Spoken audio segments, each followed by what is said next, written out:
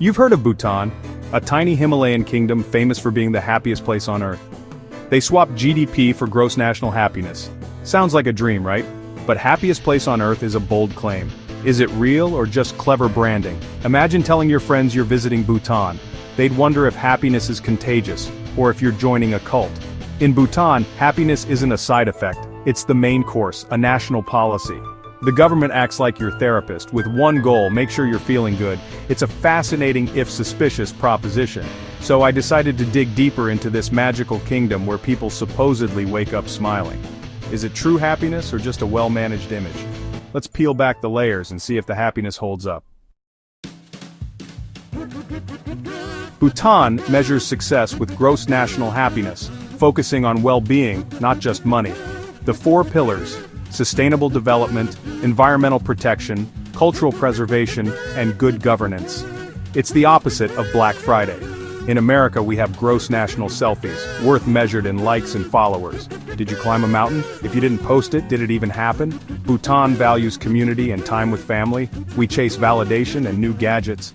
Imagine a Bhutanese official explaining GNH to an American CEO. But what's the ROI on happiness? In Bhutan, success is a pristine forest. In America, it's a golf course. Bhutan preserves culture. We try to go viral. Their leaders talk about well-being. Ours talk about GDP. They measure time with family. We sell books on work-life balance. It's a fascinating clash of worlds. Want to visit Bhutan? It's a dream destination for many. A mystical kingdom tucked away in the Himalayas, famous for its untouched landscapes and unique approach to happiness. But getting in isn't as simple as booking a ticket and showing up. It's not like booking a flight to Miami or Paris. Bhutan's doors are open, but only just a crack. And only for those willing to follow the rules. Think of Bhutan as the world's most exclusive nightclub. Velvet rope, strict guest list, and a hefty cover charge. Only a select few get in and you have to play by their rules. Independent travel? Forget it. You can't just wander around on your own. A government-certified guide is required at all times, no exceptions. It's like being on a permanent school field trip. Your guide is your planner, driver, translator, and cultural interpreter, all rolled into one. They're with you from the moment you land to the moment you leave. And then, there's the minimum daily package fee, about $250 per person per day. This isn't just a tour fee, it's a government-mandated cost that covers your hotel, meals, guide, and transport. Sure, it covers accommodation, meals, your guide, and travel within Bhutan, but it's a steep price tag. This is not a destination for budget travelers. Bhutan wants serious visitors, not backpackers on a shoestring. The high cost is intentional. It's designed to keep numbers low and standards high. It's a smart way to avoid over-tourism. You won't find crowds here, just pristine nature and peaceful cities. Your experience is curated. No wandering off, no spontaneous adventures. Every step is planned, every activity approved. The path is paved and approved by the Tourism Council. You'll see what they want you to see, and nothing more.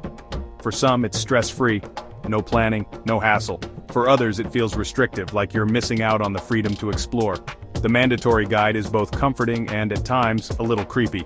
They're always there, even when you want some alone time. Want a late-night snack? Your guide is probably there, offering you red rice or checking in to make sure you're comfortable. But you're paying for a seamless, controlled glimpse into the world's happiest country. A place where tradition and preservation matter more than tourist dollars. Just don't try to rearrange the package or go off script. Flexibility isn't part of the deal. Bhutan's tourism is about quality, not quantity. Fewer visitors mean a more authentic experience for those who make the cut. It's a unique approach, one that shapes every visitor's experience, ensuring you leave with a deeper understanding of Bhutanese culture. You get Bhutan in a box, whether you like it or not. It's curated, it's controlled, but it's also unforgettable. In Bhutan, freedom takes a backseat to preservation. That's the deal, and for many it's absolutely worth it. In Bhutan, there's a national dress code. Men wear the go, women the kira, robes and dresses that signal national pride. It's not just for special occasions, it's daily life. Imagine a national dress code in America. Chaos would ensue. Our style is about individuality, theirs is about unity.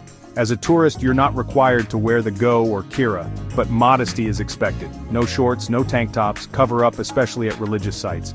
For Americans used to shorts and t-shirts, it's an adjustment. The Go even has a giant pocket, the original fanny pack. Sweating through a temple tour, you can't help but admire the commitment. This isn't just about clothes, it's about preserving culture. While the world wears fast fashion, Bhutan holds on to its identity. Sometimes conformity is a form of strength. Bhutan is the only country where selling and producing tobacco is banned. You can't buy cigarettes. Bhutan is one giant non-smoking section. For anyone quitting, it's paradise. For smokers, a challenge. Imagine this in New York. Riots would break out. Bhutan values public health over tobacco profits. Tourists can bring limited tobacco but must declare it and pay a hefty tax. Smoking is only allowed in private, designated areas. Social pressure is intense. Do you really want to be the one puffing away in paradise? The law reflects a bigger philosophy: long-term well-being over short-term pleasure. In America, it's live free or die. In Bhutan, it's live healthy. Is freedom doing whatever you want or living in a society that protects you? Bhutan has made its choice. Bhutan's landscape is breathtaking. Majestic mountains, lush valleys, and crystal rivers stretch as far as the eye can see. Every turn in the road reveals a new vista, each more stunning than the last, as if nature itself is showing off.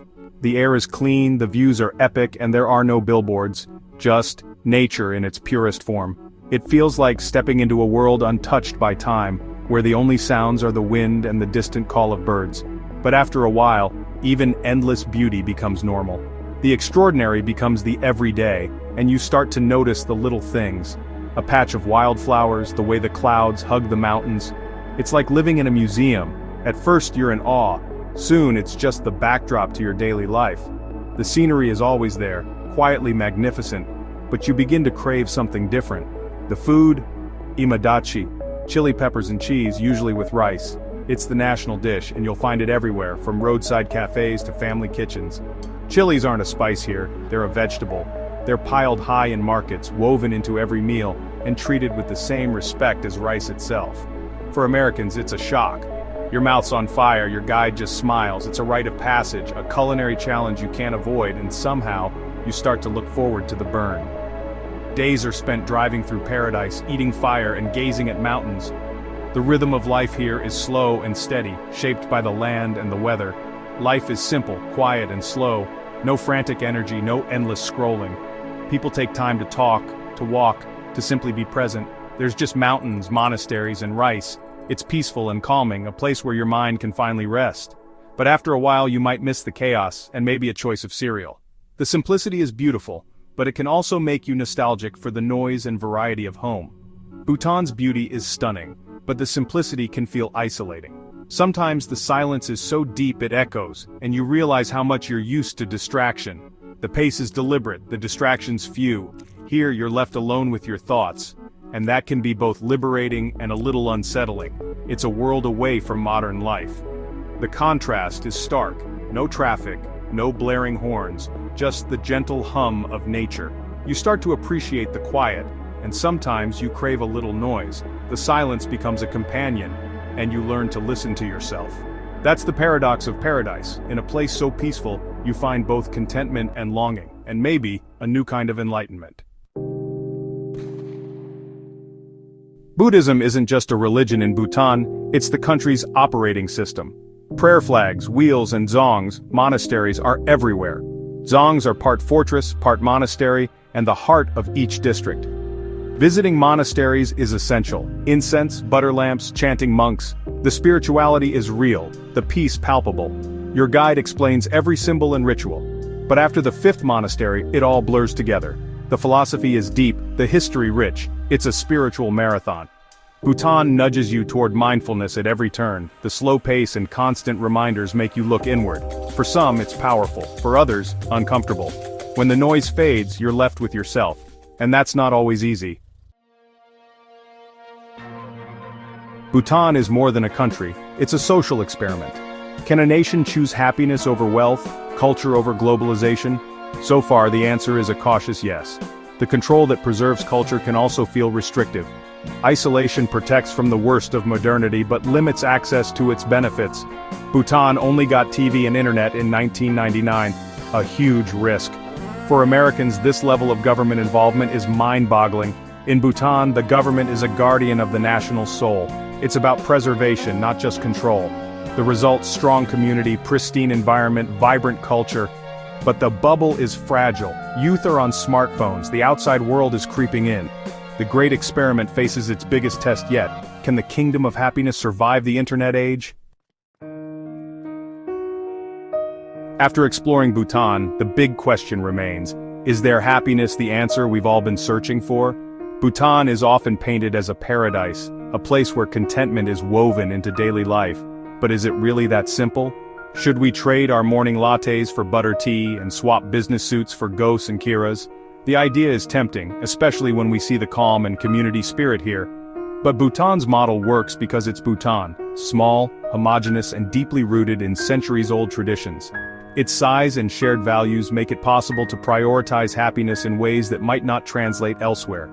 Trying to copy this approach in a massive, diverse country like the US is nearly impossible. The scale, the mix of cultures, and the pace of life are just too different. The real lesson isn't to become Bhutan but to reflect on what we value most.